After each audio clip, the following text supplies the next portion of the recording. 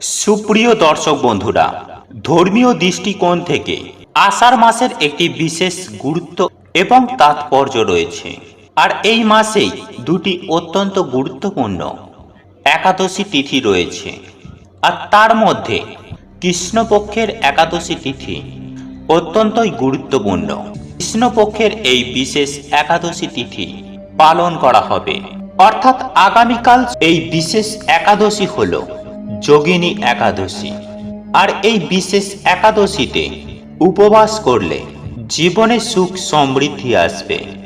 বন্ধুরা, যোগিনী একাদশীর বিশেষ একটি তাৎপর্য রয়েছে। এই বিশেষ একাদশীতে অত্যন্ত গুরুত্বপূর্ণ বিষয়গুলি আমাদের জীবনে ঘটতে থাকে। বিভিন্ন প্রকারের পাপ বিনষ্ট হয় এই একাদশী পালনের মাধ্যমে, এবং সকল প্রকার মনের ইচ্ছা খুব দ্রুতই পূরণ হয়। স্বয়ং ভগবান শ্রীকৃষ্ণ ও শ্রী বিষ্ণুর কৃপায় জীবনে সুখ শান্তি সমৃদ্ধি আসে। তাই এই প্রসঙ্গে বিস্তারিত জানার আগে আপনাদের বলে রাখি, আপনি যদি আমাদের চ্যানেলে নতুন হয়ে থাকেন তাহলে চ্যানেলটি অবশ্যই সাবস্ক্রাইব করুন এবং পাশে থাকা নোটিফিকেশন বেল আইকনটি ক্লিক করুন, কারণ আমি বিভিন্ন প্রকার তন্ত্রমন্ত্র, বশীকরণ, টোটকা, বাস্তু টিপস, জ্যোতিষশাস্ত্র, পুজো আরাধনা এবং ব্ল্যাক ম্যাজিক করা নিয়ে নিত্য নতুন ভিডিও আপলোড করে থাকি, যা প্রয়োগ করার মাধ্যমে আপনার জীবনে থাকা সকল প্রকার সমস্যার সমাধান করতে পারবেন। চলুন এইবার মূল আলোচনায় প্রবেশ করা যাক। সুপ্রিয় দর্শক বন্ধুরা, মহাভারতে বর্ণিত বিভিন্ন গল্প থেকে পাওয়া যায় ভগবান শ্রীকৃষ্ণ পাণ্ডবদের এই বিশেষ একাদশী উপবাসের কথা বিস্তারিতভাবে তিনি বলেছিলেন, এবং এরপরেই ধর্মরাজ যুধিষ্ঠির যথাযথ নিয়ম অনুসারে এই বিশেষ একাদশী পালন করেছিলেন।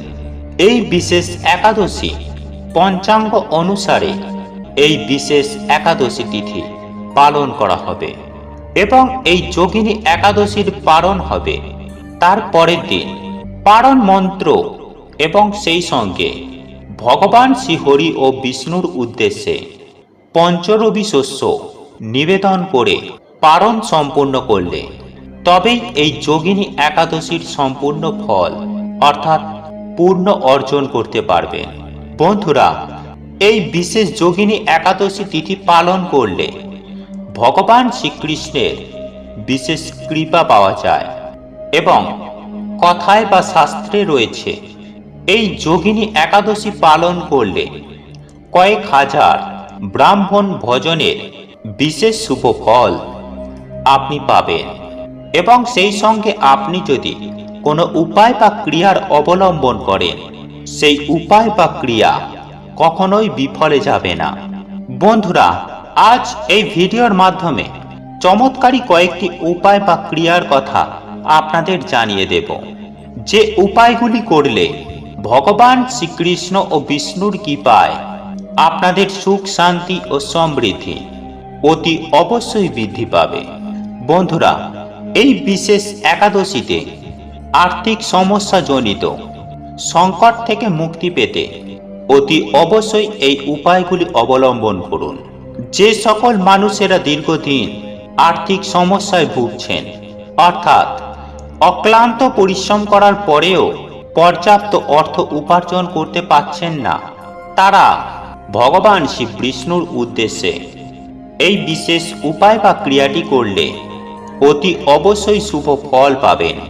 এই যোগিনী একাদশীর দিন যদি আপনারা শ্রী ভগবান বিষ্ণুকে জাফরান অর্থাৎ কেশর মিশ্রিত দুধ দিয়ে অভিষেক করাতে পারেন, তাহলে ভগবান বিষ্ণু অত্যন্তই সুপ্রসন্ন হন, এবং এই বিশেষ দিনে আপনারা বেশ কিছু অর্থ মন্দির বা কোনো গরিব, অসহায়, দরিদ্র, অসুস্থ মানুষকে কিছু অর্থ দান করুন।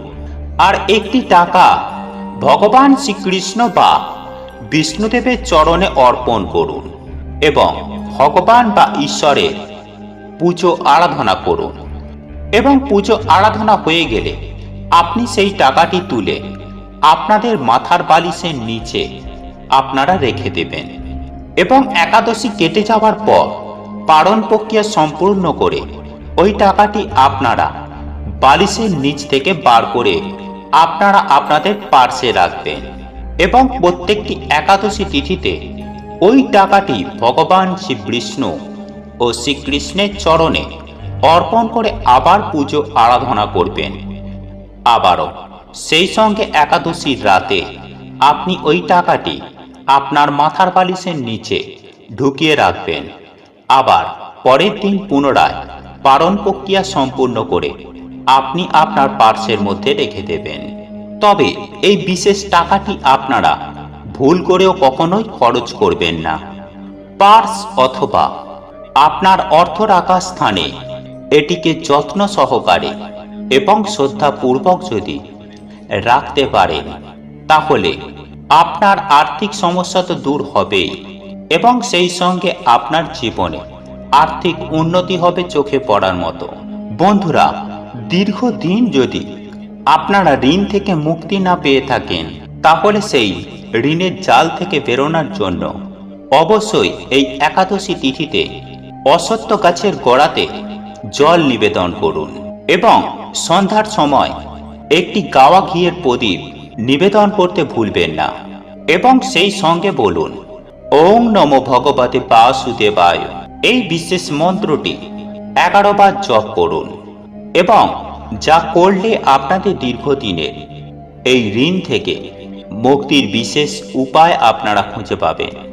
এছাড়াও আপনারা 7 জন কন্যা সন্তানকে অর্থাৎ কুমারী মেয়েকে আপনার বাড়িতে ডেকে নিয়ে এসে আপনারা ওই 7টি কুমারী মেয়েকে ক্ষীর ভোগ নিবেদন করুন। অর্থাৎ দুধ এবং চিনি দিয়ে বিশেষ ক্ষীর ভোগ নিবেদন করলে আপনাদের মনের যে ইচ্ছা মা লক্ষ্মীর কৃপায় সেই ইচ্ছা খুব দ্রুতই পূরণ হবে। বন্ধুরা, এই যোগিনী একাদশীর দিন যদি আপনারা কোনো বিষ্ণু মন্দিরে বা ভগবান বিষ্ণুর কাছে কিংবা নারায়ণের কাছে যদি আপনারা একটি নারকেল এবং বাদাম উপহার দেন তাহলে অত্যন্তই শুভ ফল পাবেন। এবং সন্ধ্যার সময় তুলসী গাছের গোড়াতে একটি গাওয়া ঘিয়ের প্রদীপ নিবেদন করুন এবং সেই সঙ্গে বলুন ওং নমো ভগবতে বাসুদেবায় নমঃ। এই বিশেষ মন্ত্র জপ করতে করতে আপনারা তুলসী গাছকে 11 বার প্রদক্ষিণ করুন। এই উপায় বা ক্রিয়াটি করলে আপনাদের জীবনে সুখ, শান্তি ও সমৃদ্ধি বৃদ্ধি পাবেই পাবে। বন্ধুরা, আপনাদের এই ভিডিওটি যদি পছন্দ হয়ে থাকে তাহলে ভিডিওটি লাইক করুন, কমেন্ট করুন এবং বন্ধুদের সাথে শেয়ার অবশ্যই করুন। মনে রাখবেন, আপনার একটি শেয়ার অনেক মানুষকে উপকৃত করতে পারে। এবং আপনি যদি নতুন হয়ে থাকেন তাহলে চ্যানেলটি অবশ্যই সাবস্ক্রাইব করবেন এবং পাশে থাকা নোটিফিকেশন বেল আইকনটি ক্লিক করবেন এইরূপ নিত্য নতুন ভিডিও সবার আগে দেখার জন্য। ঈশ্বর আপনার মঙ্গল করুক। আপনি সুস্থ থাকুন, ভালো থাকুন।